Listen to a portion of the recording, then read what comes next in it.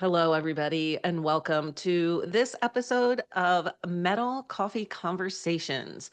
My name's Karen Edwards, and our topic today is Built to Withstand. We're going to be doing a deep dive onto the weather, metal roofing, and I've got some great panelists joining me today for the conversation. First of all, thank you to the Metal Roofing Alliance for sponsoring this coffee conversation.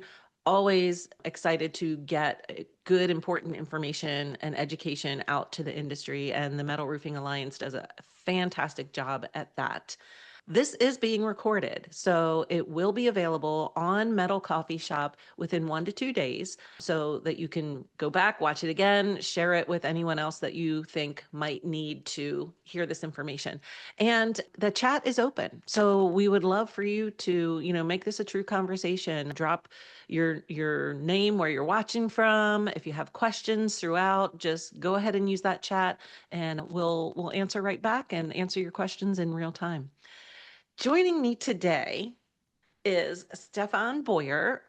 You are from MRHQ Metal Roofing Headquarters. So go ahead and tell us a little bit about you and your business and what you do. Well, one of my strong suits is not brevity, but I'll try to keep it as concise. We've been in the metal roofing business. I say we, my brother and I have worked together for over 20 years, specifically specializing in metal roofing. We're in the Gulf Coast region and broadly the Deep South. My family's got 3 generations in the metal construction industry. My grandfather started doing metal siding and metal roofing in 1958, and I started when I was 20 years old, just a few years ago. And we specialize in metal exterior products. We're true believers in the superiority of metal. And we've always worked in Florida and the Alabama, Mississippi Gulf Coast. And so we've dealt with a lot of the subject matter we're going to talk about today. A lot of hurricanes have come through, and we've had thousands of roofs survive. Yeah, it's pretty powerful. Thanks for being here. Renee, please introduce yourself. Good morning. My name is Renee Ramey. I'm the Executive Director of the Metal Roofing Alliance, and I've been in the industry for over 25, 26 years in different faucets and believe in the product. So excited to share some of the information and benefits of metal roofing. Yeah. Thanks for being here today. I'm going to stop sharing the screen because this is going to be a true conversation. And move you guys over here where I can see you in the chat.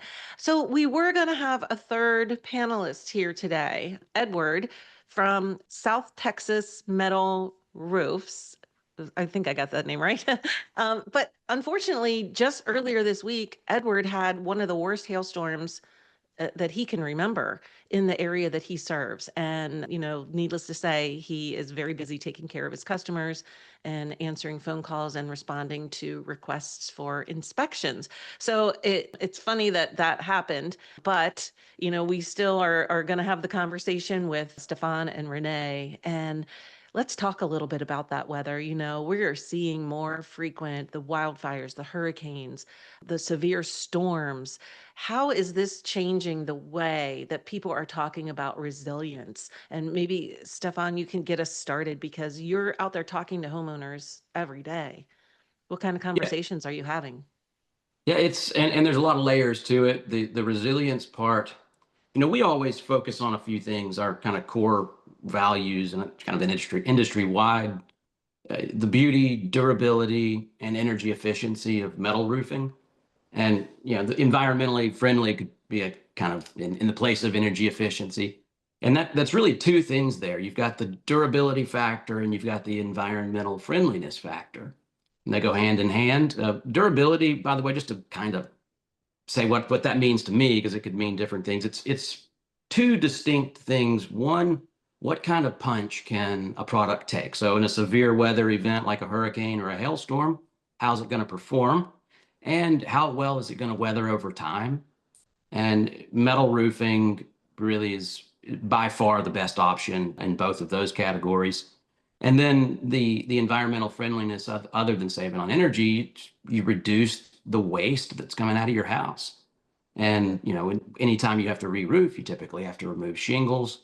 those go in a landfill, and more people are conscious of the fact that it's really bad for the environment to dump things constantly into landfills, and we're turning into kind of a disposable society. So we've had this kind of dynamic change where homeowners are paying a lot more attention to these environmental factors and these durability factors, partially just because of the ethics of it, and partially because it's just a better way to spend your money.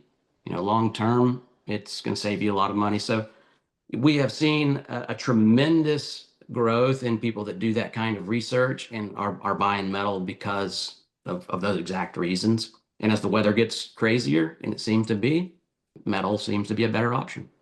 Yeah, yeah. Renee, I know that your job of the Metal Roofing Alliance is really to increase awareness, to educate. What kind of focus do you guys put on the extreme weather that just is happening more and more lately? Yeah, it's interesting what speaks to homeowners on a broader overarching level. And I think weather and durability, as Stefan alluded to, are some of the biggest topics or points of interest. And so we've found ourselves, especially over the last few years, as it feels like, and I think the stats would back it, weather events are becoming more frequent. They're becoming a little bit more powerful, more impactful. And so with that, we do a lot of educating on a regional basis, depending on where you live in the US and Canada, as far as, what you should be considering when you're putting on a new roof or when you're building a house and putting on a roof for the region you live in, because yeah, those weather events do happen. I think we've all either experienced one or been touched by one in some form or fashion. And you couple that with, what the insurance companies and industry is going through and the challenges there, it's just really hard to argue against a metal roof because of the durability it provides. Yeah, no, It's you kind of said, sharing that information and making sure they have what they need to make the right choice. yeah, you mentioned the insurance industry and, love it or hate it, we all need insurance. And Stefan, maybe you can talk a little bit about what you're seeing because there is a big push in Florida for metal roofs. Absolutely. And not just Florida. Florida has always sort of led the way in the metal Mhm. roofing industry. That's where we started in 1958 was Ocala, Florida.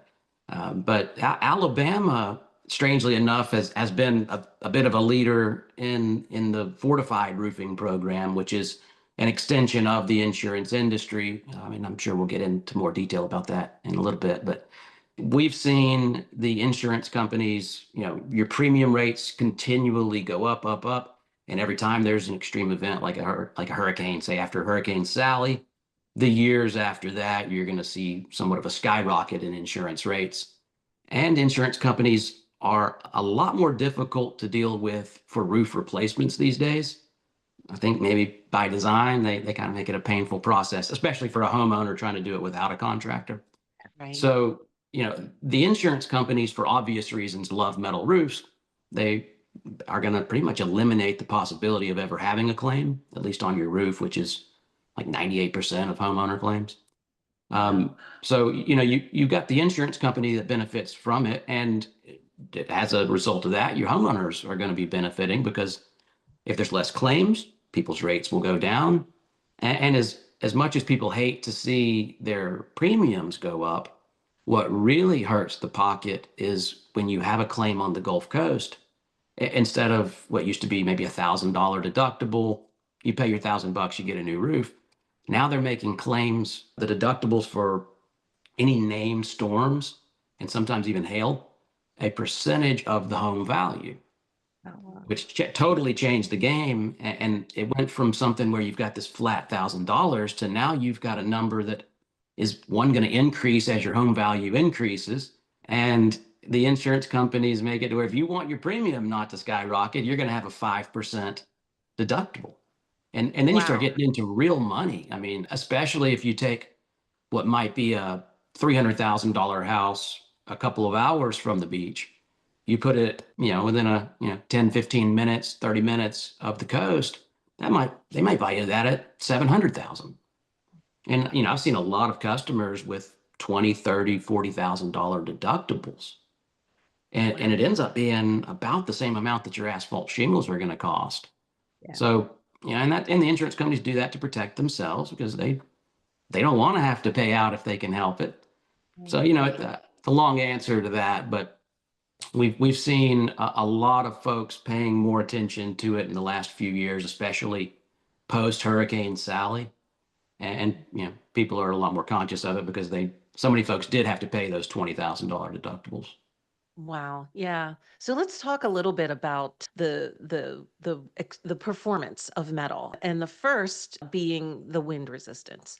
And I think when we were talking the other day, last week, you made a comment, Stefan, that said you've never had a roof blow off on the Gulf Coast.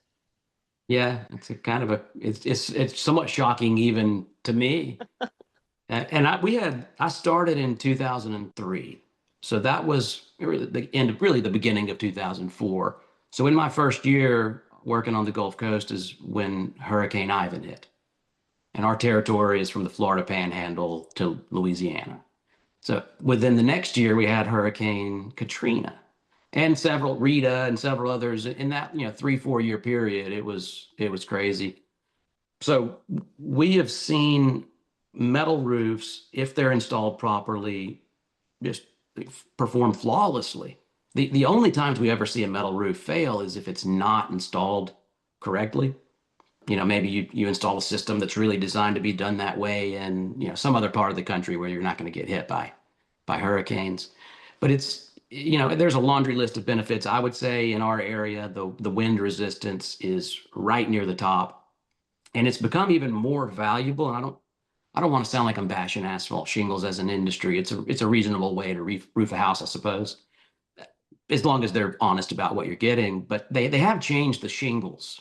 The composition of the asphalt shingle is not what it was 30 years ago. There's a lot less petroleum being used in the shingle.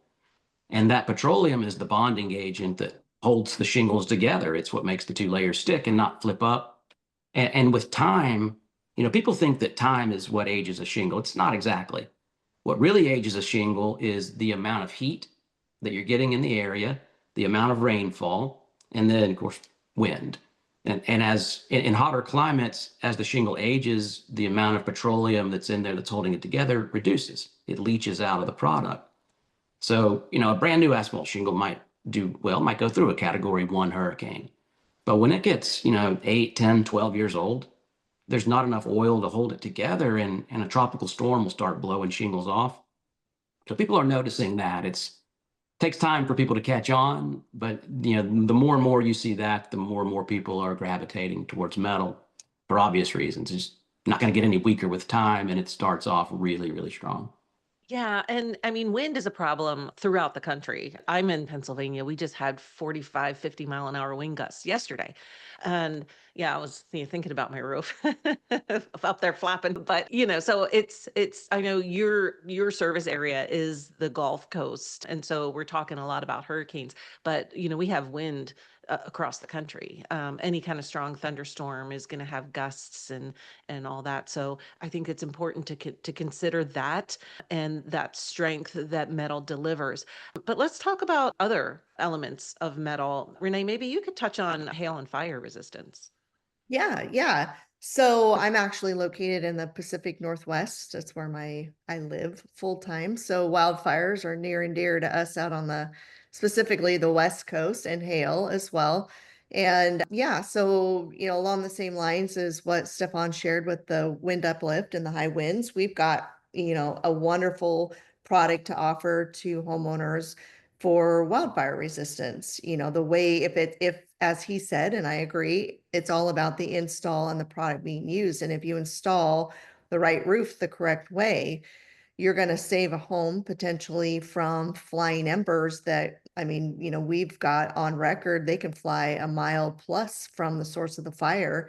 And, having a well installed, correctly installed metal roof on your home gives you that tightness of the roof itself, which is kind of your main defense when it comes to fire, right? Everything lands on something. The roof is the largest area for embers to land on or get sucked up into. And so, yeah, wildfire is huge out here. There's a big push in California right now for obvious reasons with the wildfires that happened not so long ago. And then you add hail in there. Hail is not obviously specific just to the Northwest or the West Coast. You know, as we're talking about Edward missing the presentation this morning, Oh, it's yeah.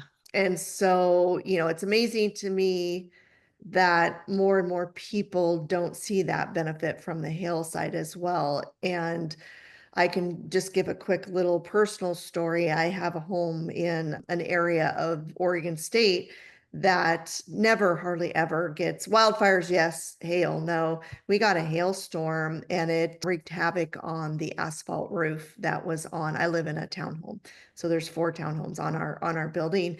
And going back to the insurance conversation, we ended up we got dropped by our insurance company. We had to pick up another insurance company, and our deductible is $50,000 per incident.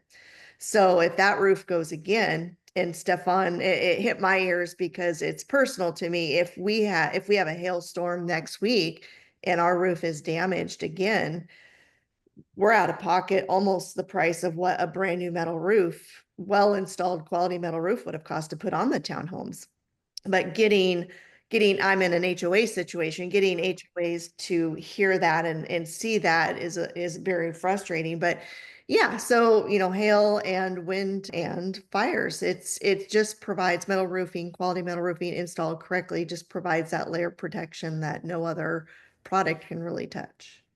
Yeah, Mhm. yeah, and we're gonna talk HOAs in a little bit, but Stefan, you had shared that about your father being a firefighter and Yeah. what he had to say about metal roofs. Yeah, it's kind of an interesting connection. In my family, you pretty much get two choices of a career. You can either be a firefighter or get in the metal roofing business. My father was a firefighter, and my brother and I got into the metal roofing business.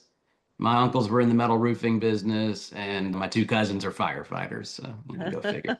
But beyond firefighting, firemen always have second jobs. And my dad's other job for about 20 some odd years was fire investigation. He was what they call CFI, CFEI, Certified Fire and Explosives Investigator, and worked for insurance companies, basically to figure out if it was arson or what caused the Right. the fire.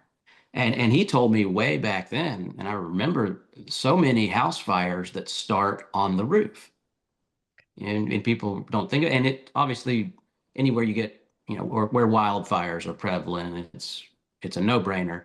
But it doesn't have to be a wildfire. It could be a neighbor just burning a brush pile. Or it could be, somebody shooting fireworks off on the 4th of July or New Year's or lightning. My next door neighbor a few years ago, their house got struck by lightning. It was one of these weird storms where, it came on really fast. And even though it was raining, it still caught the shingles on fire. Of course, you got a petroleum product that's been drying out in the sun. It doesn't take much to ignite an asphalt shingle. Yeah. And, as great as the wind resistance is, depending on where you are, the fire resistance may be even better. And the insurance discounts might even be better. I don't know. But fire resistance is great. Your house could possibly burn up, but it'll never burn down. From the top down, it's not going to happen. Yeah. So are you seeing, building codes and testing standards evolve? Are you seeing products evolve as the codes change or just maybe methods, installation methods? Yeah, absolutely. And in metal, and Renee can probably speak on this more. I think it's part of what the MRA is always working on. Metal has always been this kind of loose confederation of companies without much that really standardizes. It's not like, the asphalt industry sometime 30, 40 years ago got together and they kind of made a standard where all of the products fit within this certain box. In metal, there's a lot of different ways to put them together. The install techniques can be vastly different. The quality of the material can be vastly different. So because of that, the performance can be vastly different.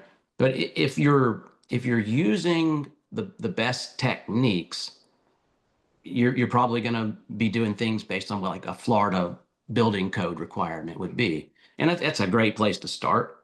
But, you know, in most states, they're going to have kind of a minimum standard that they require. I don't recommend ever performing to the minimum standard. I think that's just kind Yeah. of a bad approach. So, you know, we take whatever our area that we cover, which is pretty large footprint, we take the most rigorous standards and we just apply that across the board to everything. And if you do that, it's gonna work great. But now you get a lot of the local codes are one aspect, and the states might have their own, and then the insurance companies have programs where they could have another set of requirements. So, you know, it's smart to do your homework. Always make sure you know what the requirements are in your area. Speak to local building departments and, you know, fortified, IBHS fortifieds, obviously. That's kind of the gold standard on certifications.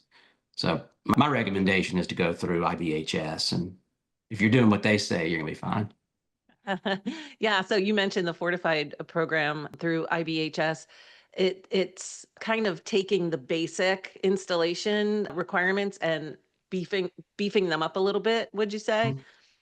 Absolutely. Yeah, And yeah. And and there's a lot of contractors must be engineering that goes into it. So yeah, and contractors have to be qualified to install that, correct? that's right. And that's kind of it's a new part of it. It was already a smart idea to hire a qualified, certified contractor, but now you have to do it as of November 1st. We can get into that if you'd like. Okay. Yeah, the program for fortified program's been around a long time. Everybody thinks it's kind of this new phenomenon, kind of like everybody thinks metal roofing is some new phenomenon. It's been around. I think it goes back to around in some iteration around 2009, 2010. But you know the version of fortified that we have now has been around since 2012. That's when we started installing fortified roofs, and it's, you know, now it's turned into something that it began as, you know, locally in Alabama, and now I think we're in 34 states with fortified. Oh, wow. And yeah, it's expanding all the time. Now states have grant programs where you can get money if you go with a fortified roof. And I don't know, I started meandering a little there. What was the original question? Well, just that contractors have to get certified by IBHS in order to qualify to install this fortified roof, which insurance companies look kindly on, right? With the premium discounts Oh potential. yeah, insurance companies love it.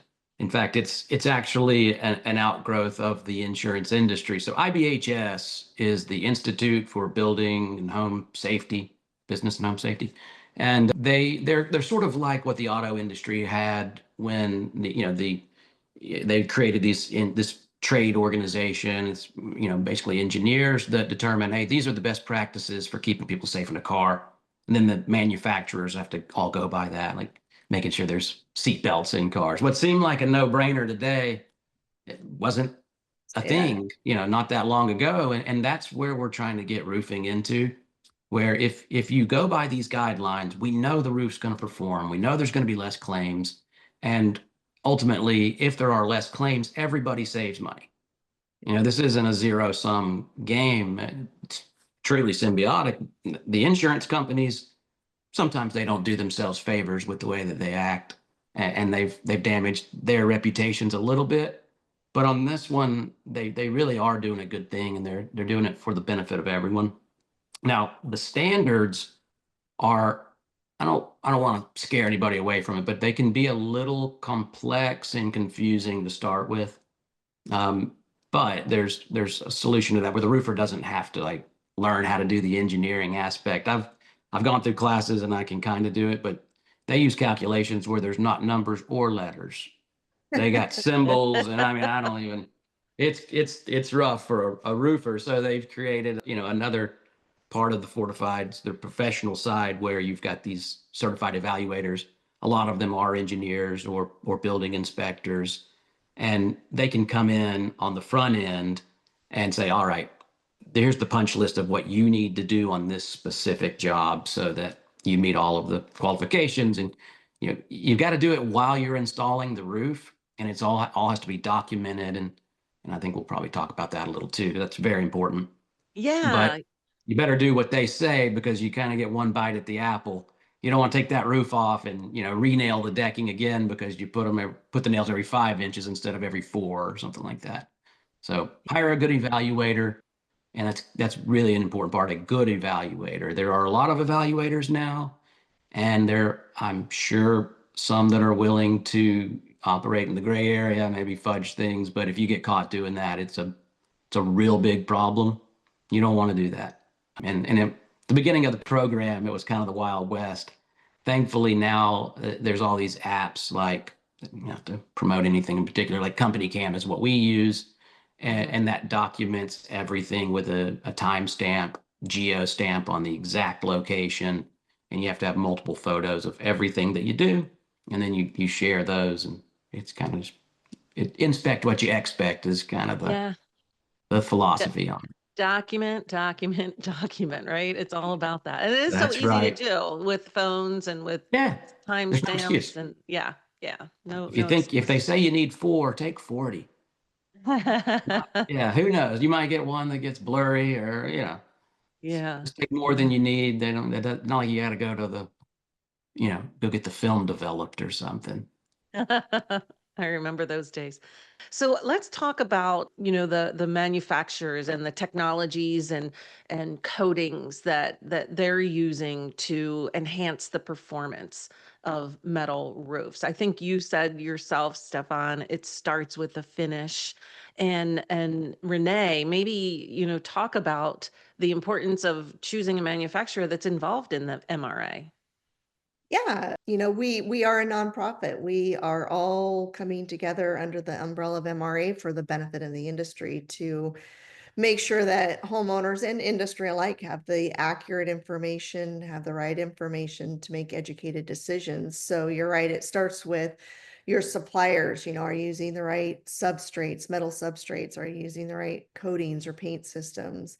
From there, are the manufacturers manufacturing it correctly? Is it meeting, the requirements, the minimum requirements as agreed upon within this industry, right? For going onto a roof. And then from there, you got each individual manufacturer. And that's where, to answer your question, the manufacturers that are members of MRA, for the most part, are all very engaged in growing this industry, right? This is their livelihood, this is their passion.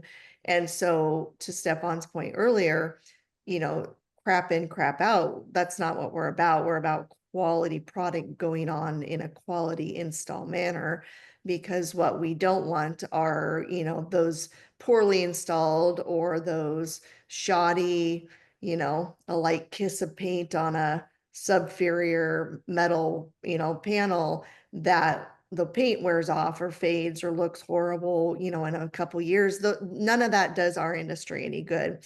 And so, yeah, the MRA members specifically, well, all of them, but talking about manufacturers, they join, they participate, and we all work together to promote that quality message.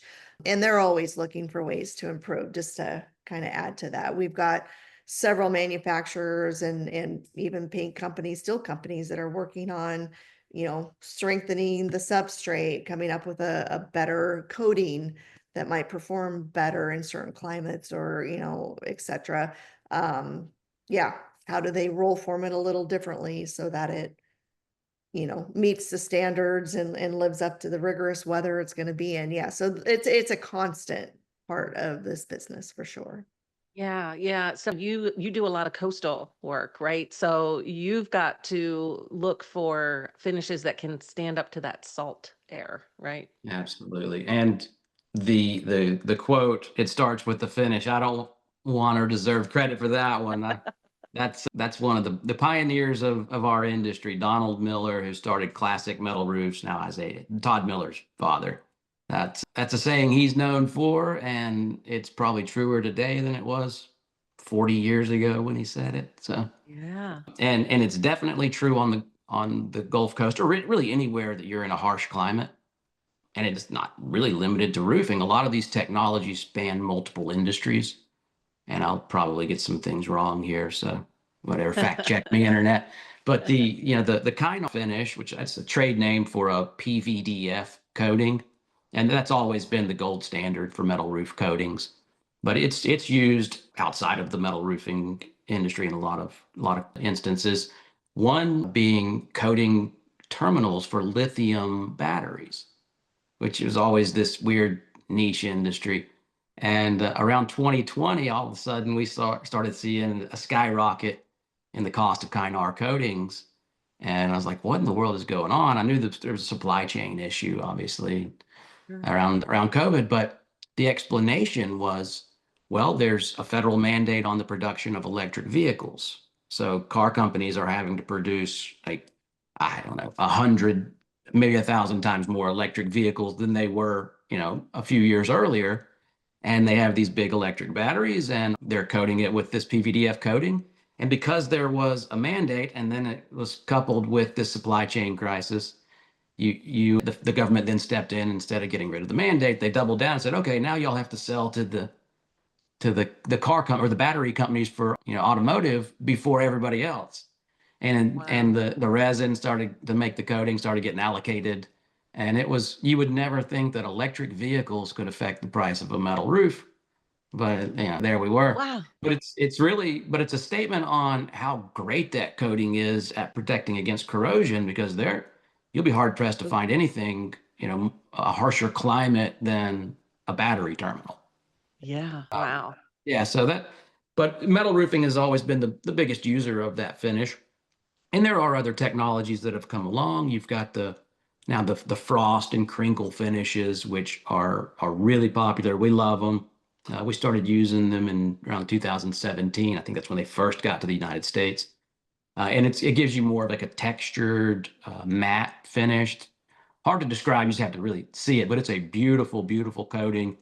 It performs wonderfully. It kind of fits in between your standard SMP paint, which is the standard kind of just run of the mill painted metal, and technically frost slash crinkle is an SMP, but it's better than a normal SMP, and it's Right. it's really beautiful, and it's made by Sherwin-Williams and Axo Nobel, and but it's a technology that's been in Europe for, I don't know, a couple of decades, and we're just now getting it. So the technologies are improving, and then we're also getting other technologies kind of become available in our market.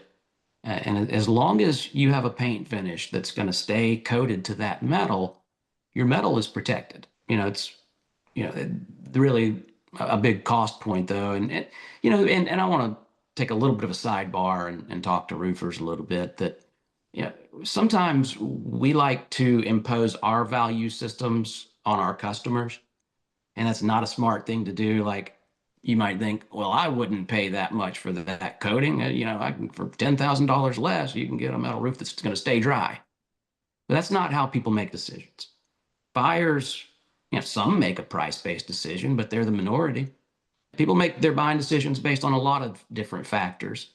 But really, if it's a person that's making a decision based solely on price, it's probably not a metal roofing customer to start with.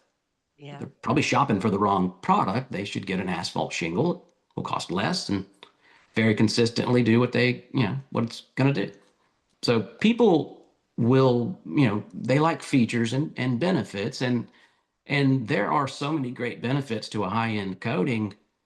It's very rare for us to explain to customers, and we do believe in a consultative approach and educating people.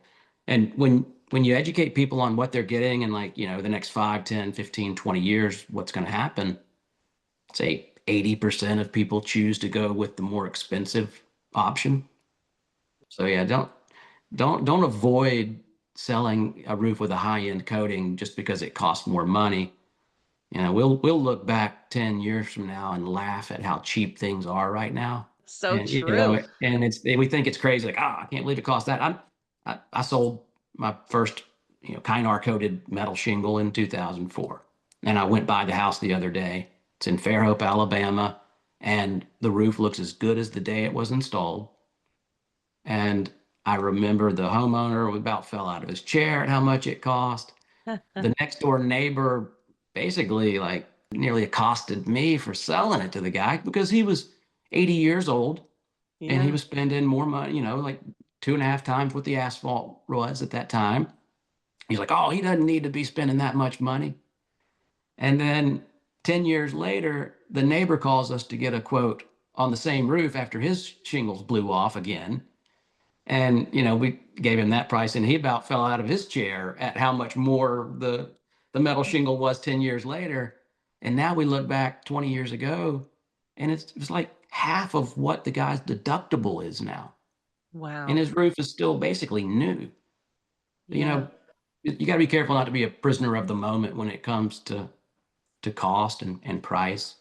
Yeah, Um, definitely. I got to mean, look big you're picture. educating them. You're educating them on what they're investing in and what it's going to do for them, and that's huge. And that's not something that contractors, when you decide you're going to be a contractor, it's not always to educate people, but that's a big part of the job. Yeah, yeah. The only problem is if the next door neighbor wants to buy a roof and they see the guy's 20-year-old roof, like, oh, that's the best thing I've ever seen. I want that. And how much did you pay for it? Yeah, And yeah, then he gets his price now and he's, throws yeah. you out of his house. All But right, it'll so be the same thing 20 years from now. We'll look back and laugh out loud. Like, I can't believe how cheap it was in 2025. Right. Why didn't I do that? Yeah. Yeah. So I want to make sure we touch on the topic of HOAs. Renee, you mentioned that you're in an HOA situation. So were they like metal's not an option?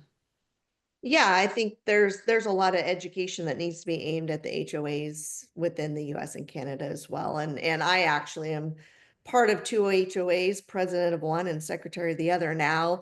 And in that scenario I shared earlier where they said you couldn't install a metal roof, unfortunately, we replaced the roofs with, a version of an asphalt, but it so upset me, like so frustrated me that I ran and got on the architectural review committee, and metal roofing is now allowed in that HOA. So I think it's all to say that it's just a lot of misinformation. I'll never forget sitting in a room with our HOA management company, and the manager of our HOA was like, well, I think it comes in 12 colors now. And you're just like, what? Like it can come in there. I worked at a coil coating facility. There was 140 whites.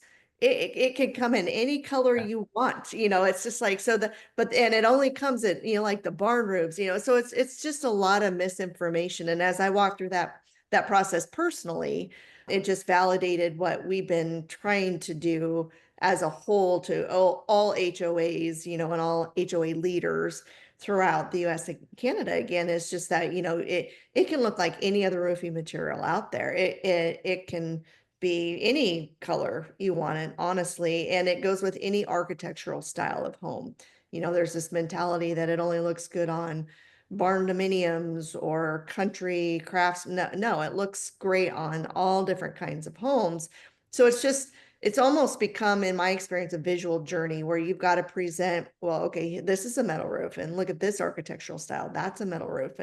And so the more that I did that personally, but certainly the more we share that information out to the HOAs or the people that lead those HOAs, I think we're finding that that's helping with the issue of HOA constraints. I know Florida, going back to Florida leading the pack, they've just recently been in the news for some rulings that they've made down there that prevent HOAs from dictating that you can't have a metal roof. And mainly because of the performance issues, the longevity, the durability, all those things we've been talking about. It's not fair to the homeowner to deny them the ability to put on, an extremely strong, durable roof. Yeah. Hmm. Stefan, what's your experience been in working with HOAs? Yeah. Well said, Renee. Mhm. I've got a lot of experience with it, and like everything, it's changed over time. Thankfully, as metal has grown in residential market share and kind of been thrust into the forefront of high-end residential construction, thanks in large part to the MRA, people are more receptive to it than ever before, and I suspect that will continue to progress. But still, you get people that just are uneducated on it, and that's most people are uneducated on it. Mhm. I do presentations. We talk to HOAs, we talk to real estate offices, and we do lunch and learns for engineering companies and architects, and so many professionals that you would think would know everything don't even know that metal shingles exist. Yeah. Wow. Not that they're unfamiliar with it. A lot of them don't even know it's a thing. Yeah. And there's people that pass by metal shingles every single day and don't Don't, give it a second look. They don't even know what they're seeing. yeah. You might say, oh, that looks special. Like the roof behind Renee, it's a beautiful Edco Yeah. enhanced metal slate, the Aeroline slate blend, one of my favorites. You know, you might drive by that and be like, oh, wow, that's an awesome roof. But you don't think, oh, that's a metal roof. So in Florida, again, it was kind of one of the leaders. A lot of HOAs around the country have these covenants put into their bylaws that say no metal roofs. And a lot of them don't actually say no metal roofs. A lot of them say the roofs must be of an architectural nature that blends with the other roofs in the neighborhood, something along those lines. Mhm. And people read into that no metal roofs. It's got to be just like all the other roofs. But even the ones that forbid metal, they can change those. And when they wrote those bylaws, they had in mind that every metal roof, like you're saying, is a red barn roof or a green roof, and it's going to fade. And the Corrugated. red roof's going to be pink in 10 years, and it's going to Yeah. look awful. And that's not, obviously not the case. Even a standing seam, or in some cases, like an agricultural panel, if you get the right color, it blends right in. You don't even notice it. And the more and more people see them as it's grown in popularity, the more comfortable. This is sort of just something the human mind does. The more you see it, the more you like it Yep. Yeah. because you develop a level of comfort with it and it doesn't shock the senses when you see it. But in Florida, 10, 15 years ago, we were getting HOAs to start changing their bylaws. And usually that was because somebody like a president of an HOA wanted to have a metal roof and they're like, all right, I'll get this fixed. But now we're trying to be more proactive with it and go directly to them and show them, hey, these are the options. And I can Yeah. tell you, not just one story, but more than I can count, where we have a customer that wants, you can name any metal shingle company, like a Decra shingle is one of the top stone coated manufacturers, or BTR Mhm. systems. They make a steel roof that has like a stone finish, has a granule texture, just like your asphalt roof does. You can literally have it laying on a table and rub your hand on it, and you don't think it's a metal roof. And then people, it perfectly blends with the neighborhood. Well, they'll want to put that on, they'll buy it, maybe even put a deposit down, but they have to get it approved through the HOA.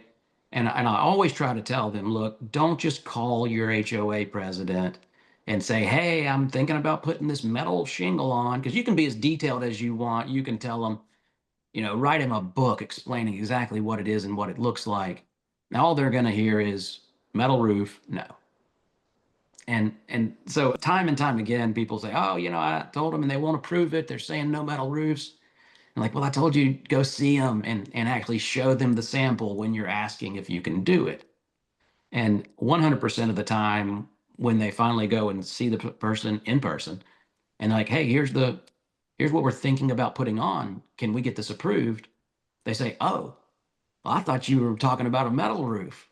Yeah, you can use that. That's great. What is that? I'd like to have one. Yeah. And so you got to approach it the proper way. And hopefully we can, through organizations like the Metal Roofing Alliance, maybe start getting more aggressive and teaching roofing companies around the country to approach HOAs and do these presentations. And I Yep. think if we enlist the metal roofing army out there, we could really change things quickly. You just rebranded the MRA to the Metal Metal Roofing roofing. Army, right? Yeah, I didn't do that on purpose, but That y'all can works, have right? that one. I won't TM it. I like it. So Renee, maybe you could touch on, for contractors that might be watching, some of Mhm. the reasons why they might want to consider becoming a member of MRA. Yeah, well, I think Stefan's hit on several. We're out there, we're promoting quality. So I think as first and foremost, being a member of the MRA is just kind of that third party validation, that, seal of approval, if you will, to a homeowner that they're getting a quality installer who's going to be using quality products, that knows what they're doing. You can't just join the MRA willy-nilly. You have to be sponsored. There's, some minor hoops, but things that you need to present or prove to us that you know what you're doing, you're using the right products, you know how to install it correctly. So that's first and foremost. But beyond that, we are constantly, I mean, on the daily, we're generating information with a homeowner slant or focus, and it's dispelling myths. It's presenting truths about metal roofing, you know, sharing detail about the benefits. It's, you know, doing testimonials or videos that of homeowners who've installed it and they love it. And Stefan's been involved in a few of those projects that we've done as well with other vendors and media companies where we, you know, we do an install of a metal roof and we record the whole thing, and we get that testimony of how it performed. And we've even gone back to some of those homeowners years later and done that have met, you know, their homes have made it through a hurricane. Okay, Yeah. now what do you think of metal roofing? You know, and the story's still the same. And so anyway, taking it back to a membership benefit, all of that's available. I mean, we don't gatekeep anything, we don't charge anything. All of that's available for our members to use, to promote, to educate, to, you know, get a homeowner into the know on metal roofing. We do also offer a find a professional program. So just to be clear, we are not a lead generating entity. We are not a Angie's List or Angie's or whatever they're called. We are a nonprofit aimed at driving awareness about metal roofing to homeowners. But obviously everything we do hopefully brings a homeowner back to our website. And so on our website, we do have the ability, once we've gotten them educated, once they're ready to kind of maybe dive in a bit deeper, they have the ability to go in and enter their information, specifically works off their zip code, and it provides their contact information to local MRA members in their area.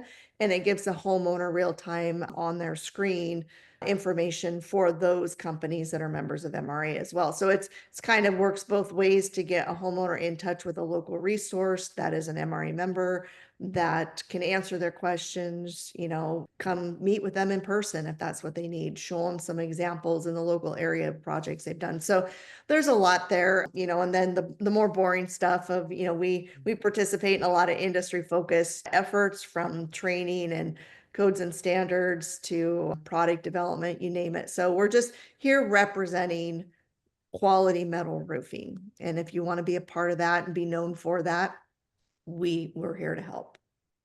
Yeah. Wow. Very well said. Here. So yeah, we're getting close to the end of our time. And I just want to touch on, where do you see the future going for metal roofs? Talking to me. Well, I get yeah. excited about that. No, you know, we've grown the market share for metal roofing from, it was around 3% back in 98 to sitting between 17, 18% in 2024, 2025. So it's been that might not seem impressive, but when you realize that every 1% growth in market share equals about 100,000 tons of steel, and I forget how many hundreds of thousands of gallons of paint, like it's a big impact to our industry.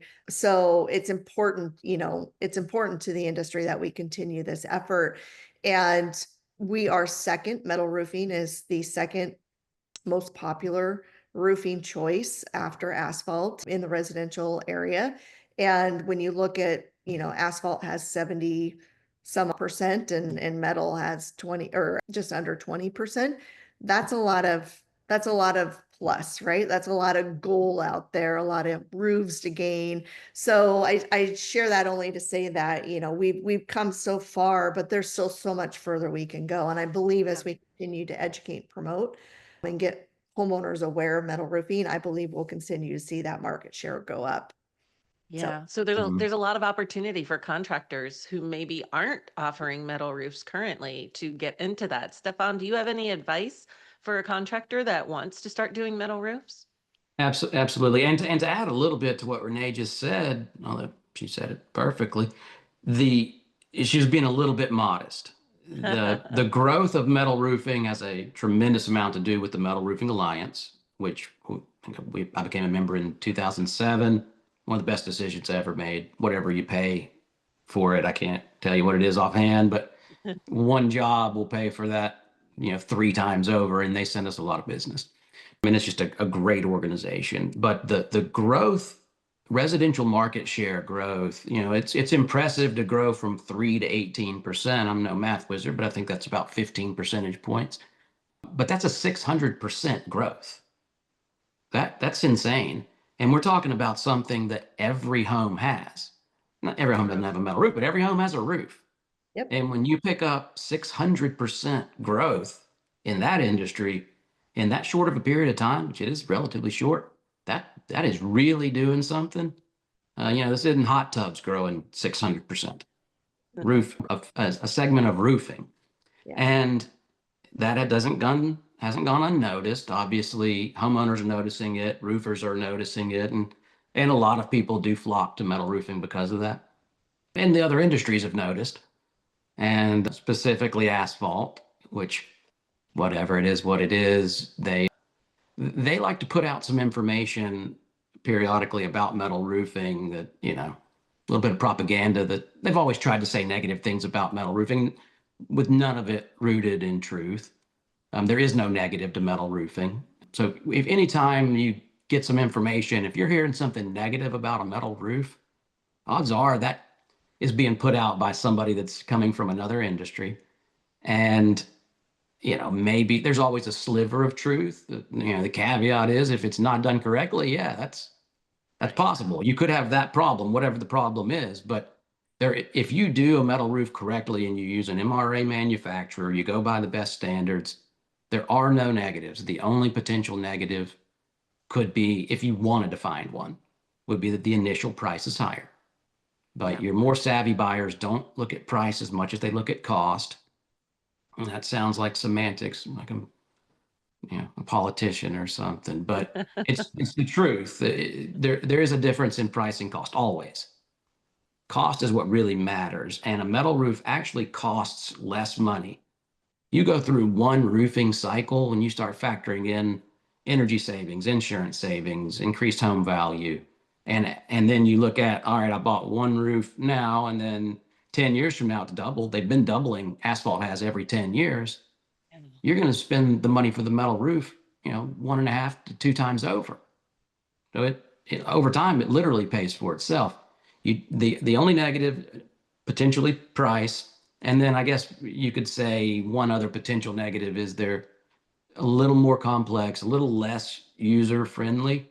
You can't just, with shingles, they put the instructions on the wrapper.